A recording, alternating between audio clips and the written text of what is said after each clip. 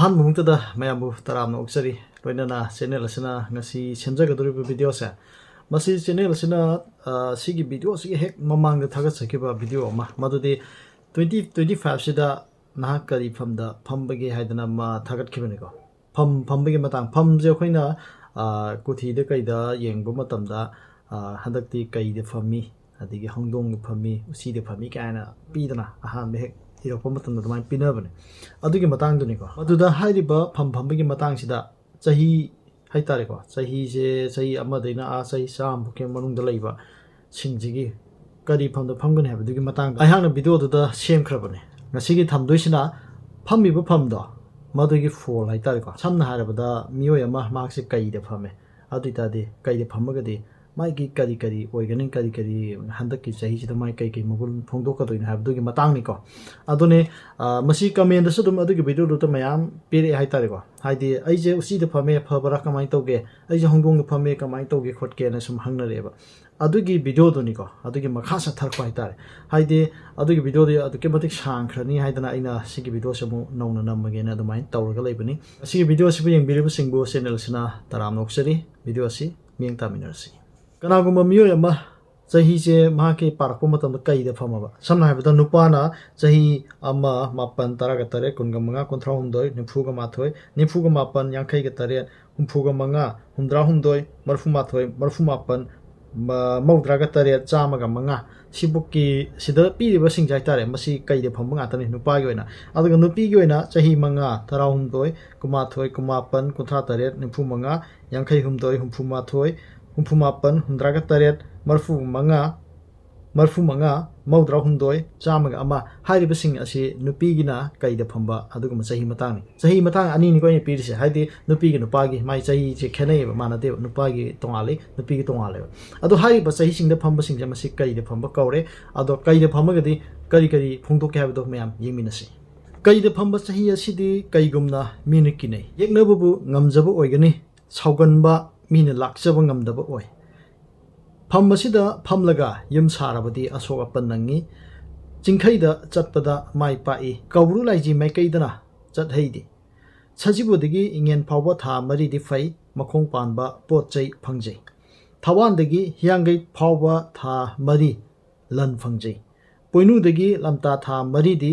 खना चैनबा थोकल्ली खरा सेक्शनबा फै मसि कै ओइबा हाइदे कईदा फंबा अदुगुम्बा मियोइसिंगिनिको नुपा नुपी मखोइगी मगुननिको मथंगिसिना कगेंदा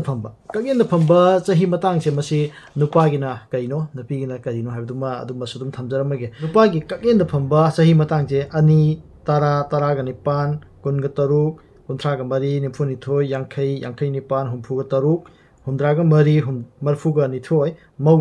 मौद्रा निपान चामगा तरुक सि नुपागिनिको कगेंदा फंबा अदुगा नुपीगी कगेंदा फंबा सिना चही मरी तरागा निथोय कुन कुनिपान कुंथ्रागा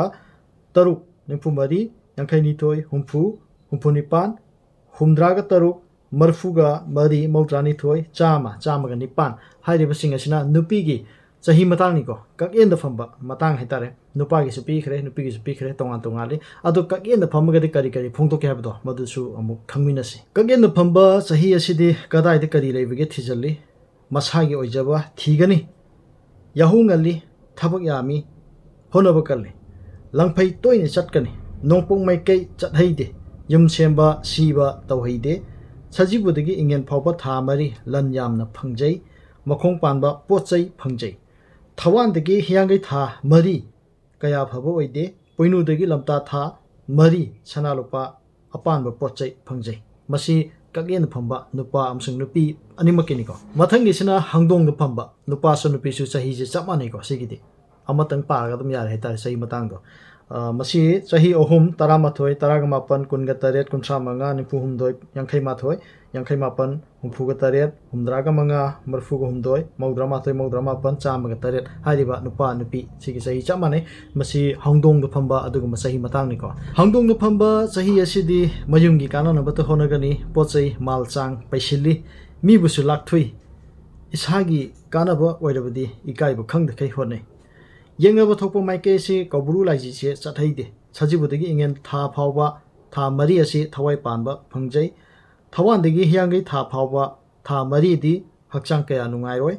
poinudigi lamta phawba tha maridi leima ningthauda haibadi achaw asangda langjabu oi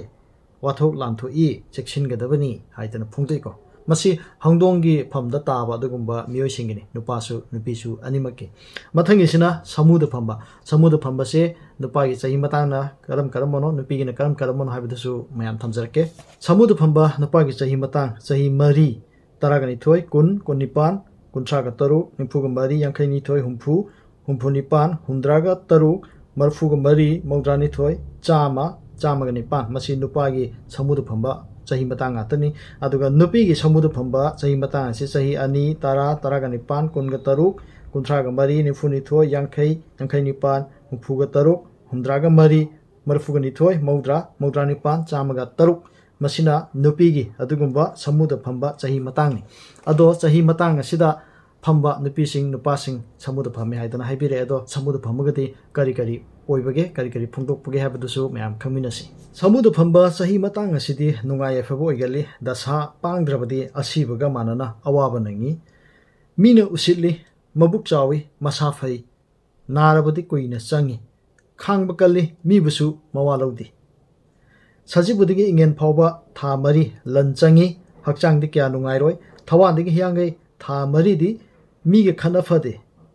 mige minu changi poinudigi lamta tha mari di lan fangjai amadi achaw asangi mateng phangani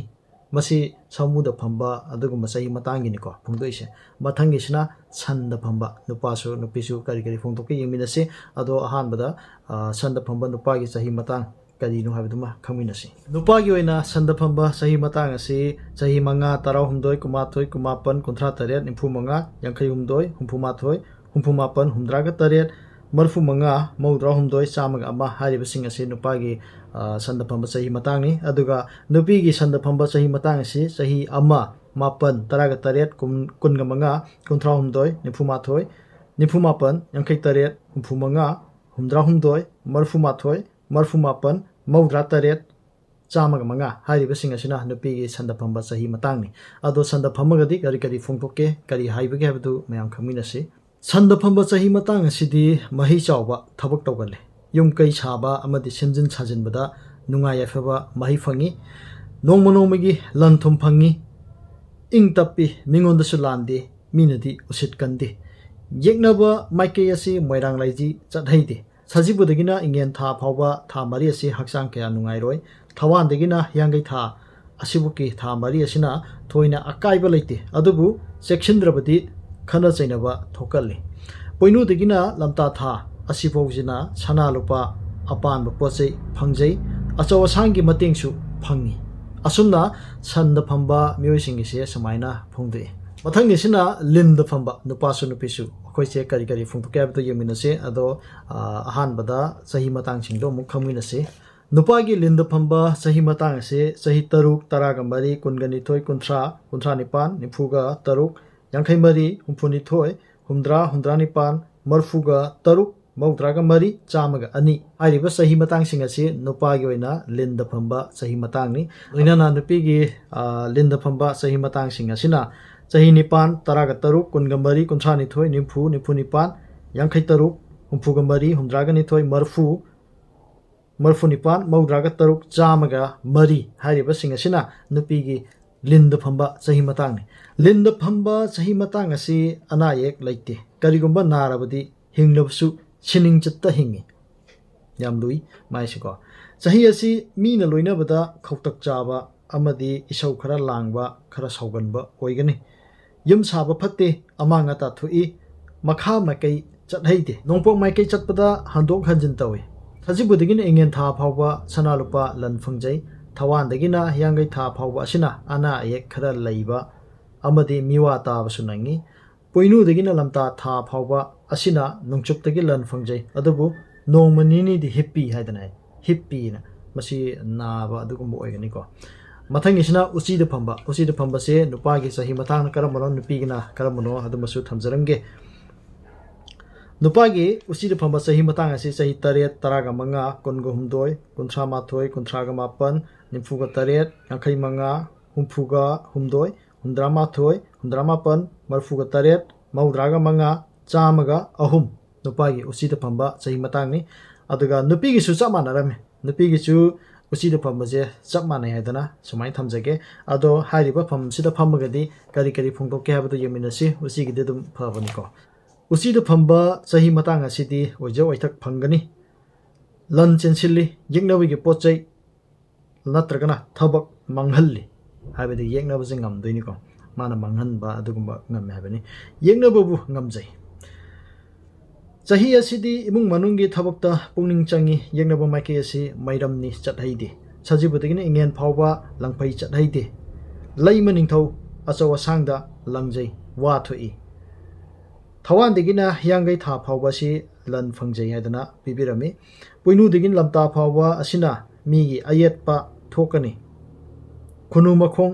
छमना लौबगुंबनी हादना फुंगदे हाइदि अयेतपा पीबा अदुगुंबा खरा दुम थेंगनगनि हाबनिको अदुगा मथंगी अमसुंग अरोय भाई तारेको मसिना फमजे नोंगसा फंबा हाई तारेको नोंगसा फंबा सही मतंगसे करी करी नो हाबदो मयाम अमुक थमजरके नोंगसा फंबा नुपागी ओइना सही मतंगसे सही निपान तरागा तरुक कुनगमरी कुंथ्रा निथोय निफु निफु निपान यांखै तरुक हुमफुगा मरी हुमद्रागा निथोय मरफु मरफुगा निपान मौद्रागा तरुक चामगा मरी हारिबसिंग असिना नुपागी नोंगसा फंबा सही मतंगनी अदुगा नुपीगी नोंगसा फंबा सही मतंग असिना सही तरुक तरा मरी कुनगा निथोय कुंथ्रा कुंथ्रा निपान निफुगा तरुक यांखै मरी हुमफु निथोय हुमद्रा हुमद्रागा निपान मरफुगा तरुक मौद्रागा मरी चामगा अनि सही मतंगसिंग असि खंगबनिना नोंगसा फमगदी करी करी फोंदोके हाबदो येंगमिनसे नोंगसा हाइजे अखोइना जंगल गी अदुगुंबा निंगथौनि काइन हाइनरिनिको कई हाइगे येंगसिको नोंगसा फंबा सही मतंग असिदी कुमचुप्पा मफम पुनुमक्ता माइ पाइ चिंगलेमी विचार तौबा हैगनी लीडरशिप ओइगनी अदुम हाइरेको नहांग हाइबा तागनी नापल दि खरा तौगनी नापल लैदे माजे कनोने हाइदना लैदना खरा नापल दि खरा लैगे तोइनेबा यम साबा हौबदा अमांग ओइ नोंपोक्ता चटपदा ओइजाबा फंगी मैरम माइकै चथैदे सजिबुदगिना इंगेन फावबा नुंगचुप्तगी लनथुम फंगी मरे महाव काबा अमदि असिनबा पोट चाहैदे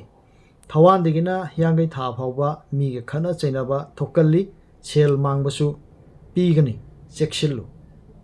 थवानदे हियांगै था फावबसे सेल मांगबा लैगनि हाबनिको हाबदि नोंगसा फंबसिंगिनिको पोइनुदगिना लमता फावबा था मरिदि लन फंगजै फै हाइदना फोंदोमि हाइरिबसिंग असिनि अखोइगी फम निपानदुनिको फम निपानसे मसिदा फमगदी करी करी फोंदोके हाइदना आइगी सब्सक्राइबर आइगी व्यूअर्सिंगना कमेंट हाइबिरपसिंग अदो मदु अमु लखोचबनी मयाम हाइबिरपदो आइना सम ngamnaba honajaraga mayamgi khudol sum tawjabani mayamna nungsibiba amasung mayamna yengbiba yamna nungaijai asumna mayamna sum pungning thogratpiba haitarego sumaina sigi video do simbiro si kamai tawbono khobona sum hangbirapasing do aina sodum ai yam khangwamang natraga su aina khara larik khara phaktok phaksin kha tarog haitarego larik khara thidok thijin taroga mayamgi damta khara doisu kana na baidona video sum laukhatuna laksabani ado mayamna sodum nuksibiduna video si yengbire e haidana yam nungaijai haitarego atung tarakpodusu video kaya ama mayamgi kana gadab haitare अदुगुम्बा video सुम फगनबदुम होनजरी हाइदना हाइजरी ngasi gi onedi matang swaida video silo sinjarage kanglai pai mana yai fare